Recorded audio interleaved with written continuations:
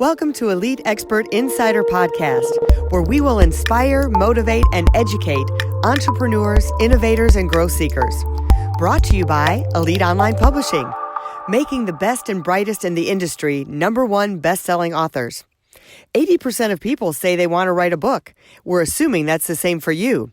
If so, contact us at www.eliteonlinepublishing.com and make your book a reality.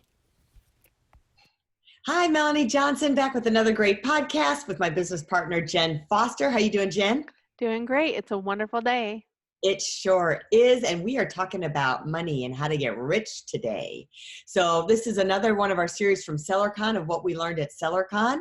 So before we tell you the secrets of how to get rich from Robert Kiyosaki, we are going to remind you to subscribe to our podcast and make sure you leave us a review. We love to have your reviews and love to have your comments. And also we're sponsored by Elite Online Publishing. If you would like to publish your book that you have written or you need help writing your book, just contact us at eliteonlinepublishing.com and you can find all the help and resources you need right there. So everyone is looking, how to get rich quick. I don't know that there's a get rich quick thing, but Robert Kiyosaki has been around for a long time. He's the author of Rich Dad, Poor Dad, and he has a whole series of books. And he has a game called Cash Flow, which my kids love to play. We have been playing that for years now. I think it's a great game to teach young people about how to get reoccurring income. So we learned a lot from him.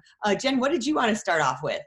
Yeah, I think that the first thing, is I've read I think all of his books, except for he has a new one that came out on the end of last year. So I need to read that one.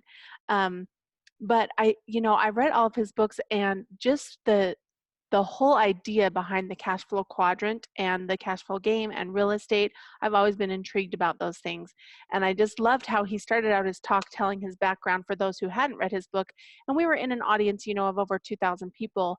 And I think a lot of those were millennials, so they might have not have read his book. So if you haven't read any of his books, look him up. But he talked about, playing Monopoly as a kid and learning about real estate and learning about money as a kid. And so I just love his story. So go look up his story and all the things that his rich dad taught him. He has passed on to all of us. And so, I just feel like if we can learn from other people, we can have wealth as well. Yeah, his big core. So he started off, I thought it was kind of funny. You had mentioned he played Monopoly. So one of the first things his rich dad said is you got to play Monopoly every week, learn how to do that. And he said, so if you want the secret, the first step to becoming independently wealthy and having reoccurring income, he said you need 4 greenhouses and 1 red hotel. So those of you who ever played Monopoly, you know that you can buy little houses for your properties and get rental income, and then you can get a hotel. So he's saying, get 4 rental properties in a small apartment building, and that's going to start to build your wealth. And his big thing is how to create reoccurring passive income. So to get out of the rat race, which he has in his game, is how do you get out of the rat race? It's to get enough passive income that takes care of all your regular monthly expenses. So if something happens to your other job or income resources, your passive income is going to pay for your rent, your groceries, your utility bills, your car payment, insurance, et cetera, et cetera. So that is the goal, is to get there. But it's like, well, how do you get there? I mean, we can all say, yeah, get 4 greenhouses and rent hotel, but there's got to be, other formulas involved in that.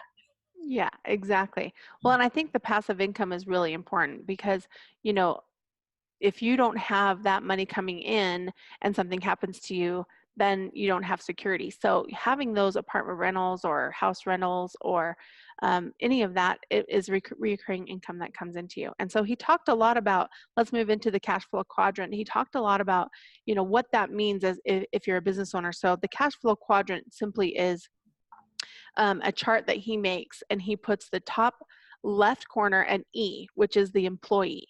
And he talks about how 40% of people today are employees. And then underneath that, you have the S, which is the self-employed. So the left bottom quadrant is self-employed. And 60% of people are usually self-employed. But what happens is some of those self-employed people feel like they're a business owner, but they're not, because all they've really done is create a job for themselves. And that's why they're on the left-hand side of the quadrant. So on the right-hand side, on the top right, we have the business owner. And there's around 20% of people today that are business owners. And then the bottom is the investor. And the investor part of it, you want to be on the business owner and the investor, because the investor is going to be the reoccurring income coming in, and the business owner is also reoccurring income, but you are not, you're just the owner. You don't have a job, right? Of course you have a job because you're the business owner, but you're not the You're not physical worker. you're not trading time for money. When you're Yes. self-employed, you're trading time for money that Mm-hmm. the business isn't going to run without you. So Right. like if you're a consultant, if you're not consulting, you're not going to get paid. Where Right. if you own a business, you have everybody else that's employed under you that's doing all the work for you. And if you want to take a month sabbatical, the company's not going to fall down without you there. That's the difference between those two things. Right. So I think it's important though to understand that cash flow quadrant. And I don't think that people know it or understand it. And I think a lot of times people get stuck in that I'm going to start a business and they become self-employed and then they just have a job the rest of their life.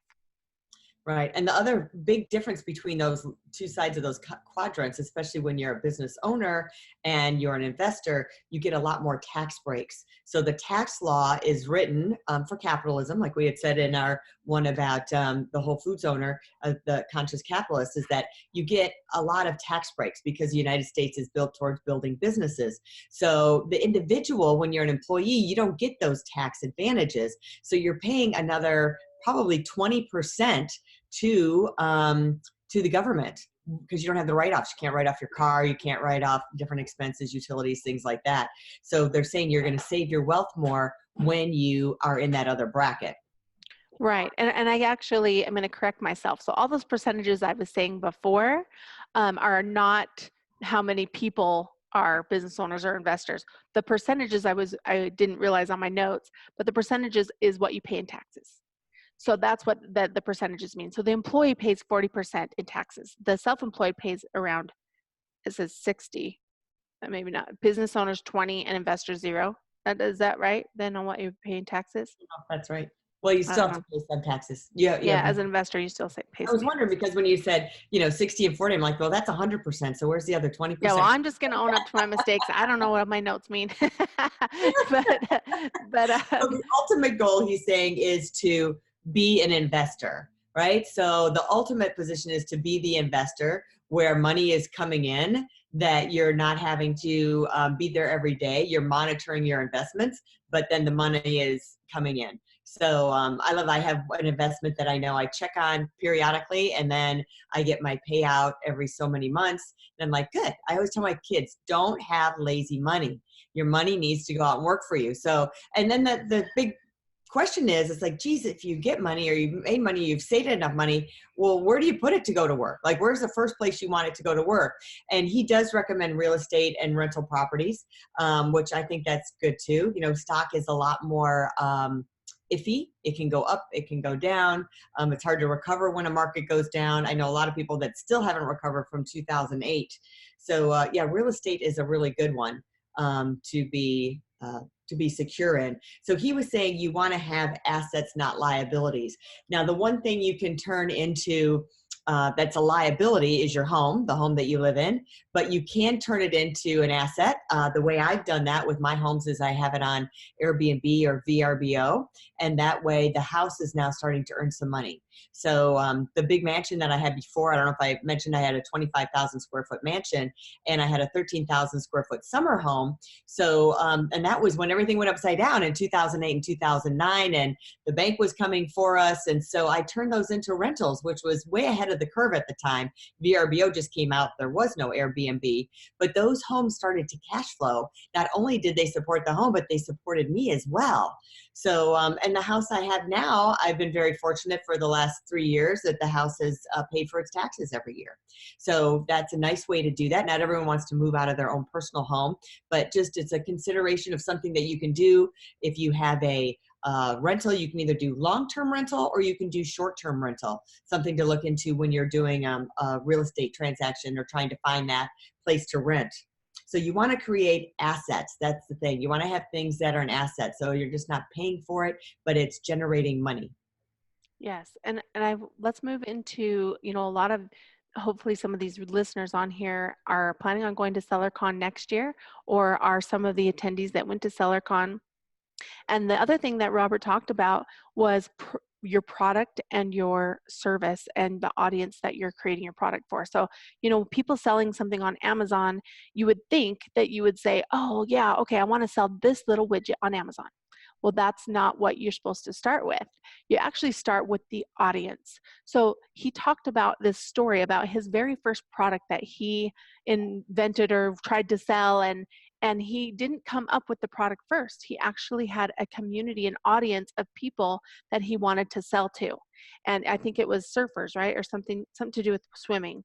Anyway, he came up with a nylon wallet with Velcro that they could have that was waterproof so that their money didn't get wet. And so he already had the audience first, and then you create the product. And I think that was a really good value that they actually talked about over and over again, not just Robert Kiyosaki, but a lot of the speakers at SellerCon talked about. When you go to sell something, if you create this little widget and you think it's amazing, and then you go sell it and you wonder why it didn't sell, it's because you forgot about the audience and what their needs are and what they wanted.